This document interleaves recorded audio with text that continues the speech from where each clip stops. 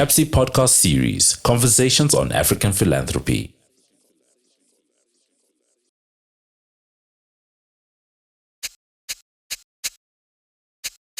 Welcome to Global Africa Conversations, brought to you by the Wits Business School Center for African Philanthropy and Social Investment.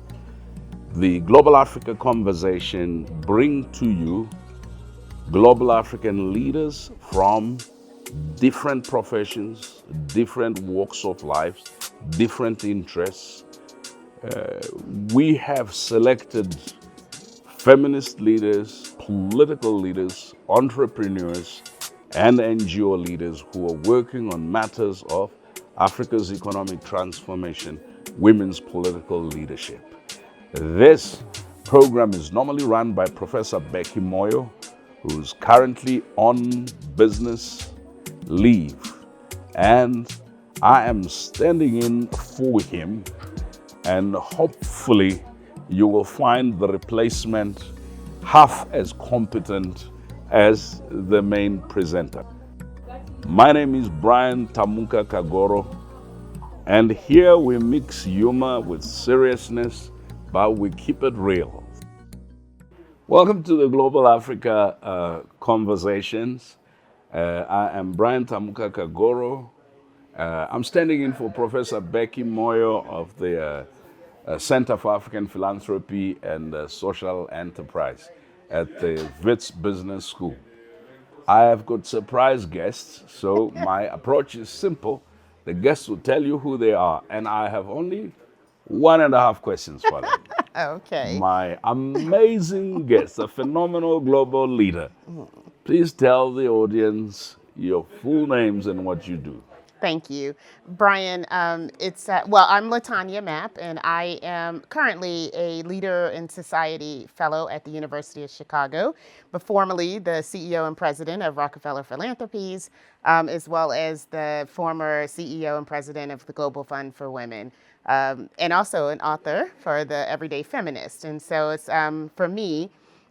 My role here at the G20 for the first time in Africa is to support Comina Fund. And that's why I get the privilege of sitting here with you. So, what is the Everyday Feminist? The Everyday Feminists are these women that are here on the side event of the G20, the women of South Africa who are protesting today against gender-based violence. They are the women who show up, who show out, and who make sure that the work that needs to get done for our liberation is happening. So I write about women who don't get spots on news clips. I write about the women who are driving others to the protests. I write about the women who are at the schools, making sure that children get educated. And I write about these women politicians who are actually the backbone of what gets happening in our governance every day. How can these women be effectively resourced to do what they're already doing? Well, listen, I am of the opinion, and when you read the book, you'll know, that we need to do way more and way better than we have been in resourcing this women. We have to trust what they say they need when they need it and get it to them immediately. So that's the first part. They shouldn't have to be writing documents. They shouldn't have to be finding the funders. We should find them. As we see, we're in a little bit of a pickle politically. And I think that's because we have not asked the actual community leaders to participate in the processes of which I believe then we will be able to see a better governance structure around the world, not just in Africa or in any particular, or in the US in that case.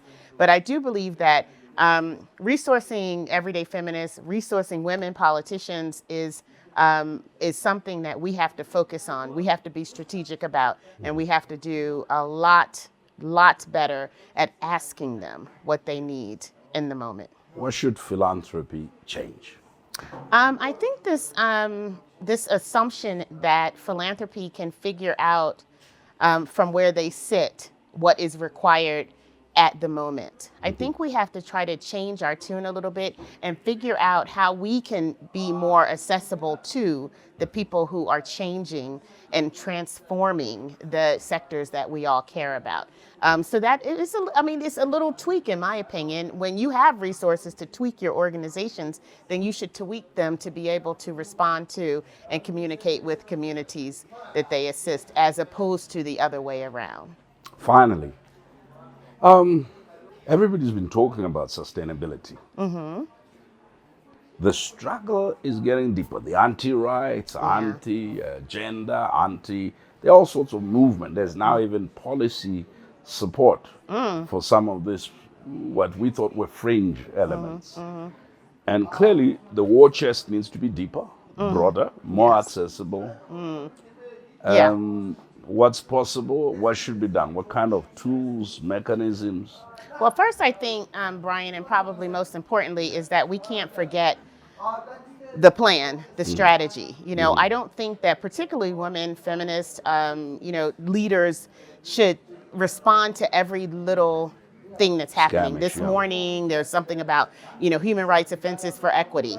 So the things that we've been working toward and doing for the last, 4 or 5 decades, we have to stay committed to that work. We have to stay committed to liberation and a just society.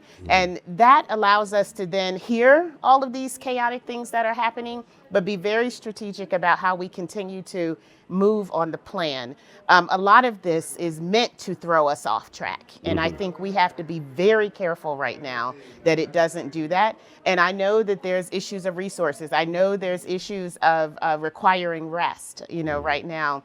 And those things I think we can tackle. But the only way we're going to do that is if we stay on track and let some of this chaos and outlandish nonsense that we're hearing and seeing play itself out, but and stay on the road. Because the last thing we want is at the end of all of this, we have not grown. We have not furthered the work that we're doing. Thank you so much. Thank you, Brian. For taking the few minutes that you had. Thank you. Appreciate you. Yeah. So everybody, please help me in thanking our comrade, our sister, for the words of wisdom. So next time you need somebody, I will give you her number. Oh, perfect. All right, thank you. Yeah. You've been listening to the CAPSI podcast series, Conversations on African Philanthropy.